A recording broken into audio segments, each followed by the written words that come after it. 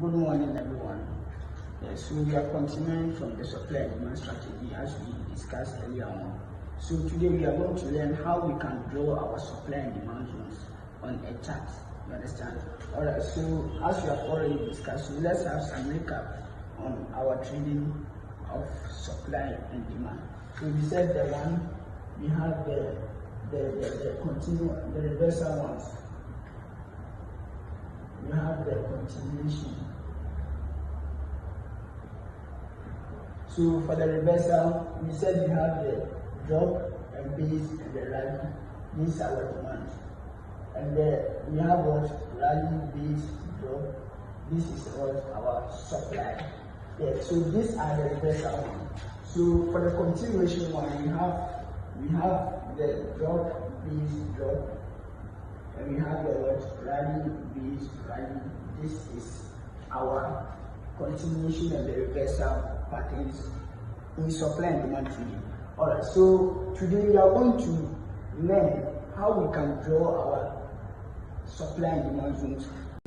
Okay, so today we are going to learn how to draw supply and demand zones. Yes, so as we've already discussed, that supply and demand is reversal and the continuation. Now let's learn how we can draw them on our chart. Alright, so for the reversal ones, which is the drop, the base, and the rally, let's say this base comprised of, let's say, a candlestick like this. So we have three ways in which we can draw a zone. So the first one is the low risk method. The low risk method. So the low risk method, we are going to put a line here. So this line, the one on the lower, we call it the distal line.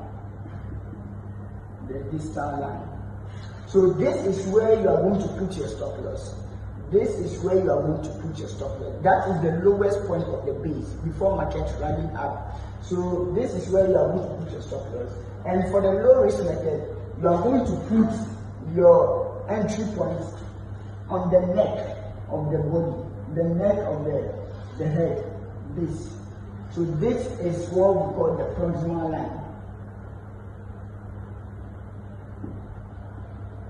So for people who want to risk a little in the market, this is their method of entries into the market. You are going to put your entry on the proximal line, which is the neck of the base. Then your stop loss at the end of the week. Just put it there, then the market will come there. If market enters your order, you are good to go. So this is what we call the proximal line and the distal line. So let's see the medium risk tickets. So for the medium risk tickets, when a market comes like this, market forms a base. The market rally. What they do for distal line is a constant thing. You are going to put your line where you put your stop loss at the end of the base. So this is the distal line. And you are going to put your entry on the head of the week of the candlestick, the head of the candlestick. So this is the proximal line. So instead of the neck, you are going to put it on the head. So when market comes, market will enter into your order, the market will do. You understand? So for the high risk tickets, this one, market comes, this your base, this your base, the market will do.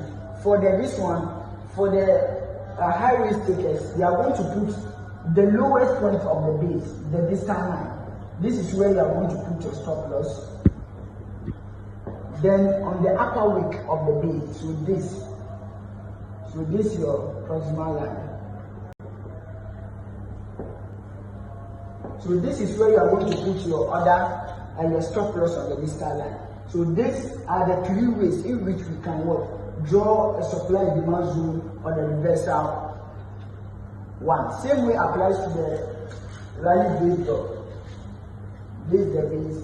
You are going to put your distal line on the wick on top. That is your distal line. This is where you are going to put your stop loss for supplies. and the neck, that's the proximal line.